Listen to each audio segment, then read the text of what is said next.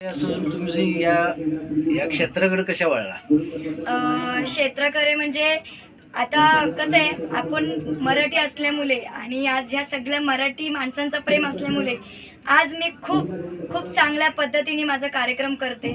सगळ्यांचं मला साथ आहे, सपोर्ट आहे, म्हणून मी कार्यक्रम करते. या वर्षी म्हणजे की ज्ञानेश्वर महाराजांचा जन्मोत्सव जो 750 वर्ष झालेले हो. संपूर्ण महाराष्ट्रानं हा साजरी केलेला आहे. हो. तर याबद्दल तुम्हाला काय वाटतं?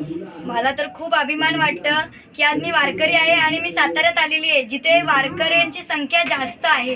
मी वारीमध्ये गेली, वारीमध्ये एवढं एन्जॉय केलं, जेवढं मी शोमध्ये करत नाही तेवढं मी वारीमध्ये करत असते.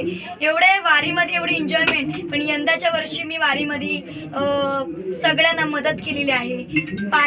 पाण्याची सोय, पोलीस लोकांना किंवा वारकऱ्यांना त्यांच्यासोबत जेवणाची सोय किंवा प्रत्येक ठिकाणी माझी उपस्थिती दाखवून त्यांची मने जिंकलेली आहेत. म्हणून मला जास्त करून वारकऱ्यांचं खूप प्रेम भेटलेलं आहे. आणि मेन माझ्या घरात जी मूर्ती आहे पांडुरंगाची, ती मी चंद्रभागेत जाऊन त्याची आंघोळ धुवून मी ते स्थापना केलेली आहे. म्हणून मला असं वाटतं की पांडुरंग हे माझ्या पाठीशीच आहेत.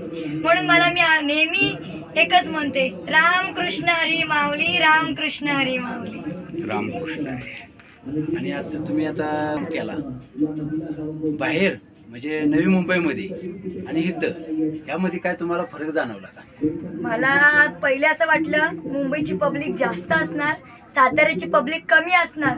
पण मला असं वाटायला लागलंय साताऱ्यात आले, पब्लिकचा क्राऊड तर आहे पण त्याच्यापेक्षा महिलांचा क्राऊड जास्त आहे.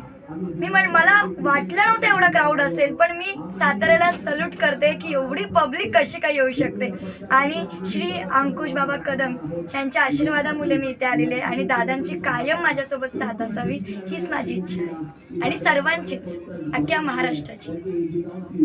छत्रपती शिवाजी महाराजांचं हे वंश साताऱ्यात आहे, तर त्याच्यामुळे मला इथे यायला याच्यासाठी आवडतं कारण की मी पण 96 कोळी मराठा आहे आणि इथे मला मराठी माणसांचं किंवा हिंदू माणसांचं एवढा सपोर्ट भेटतो. त्याच्यासाठी मला खूप आवडतं आणि मी परत येणार आणि परत येणार कारण की हा आशीर्वाद हा खूप चांगल्या पद्धतीने भेटत असतो मला. थँक्यू.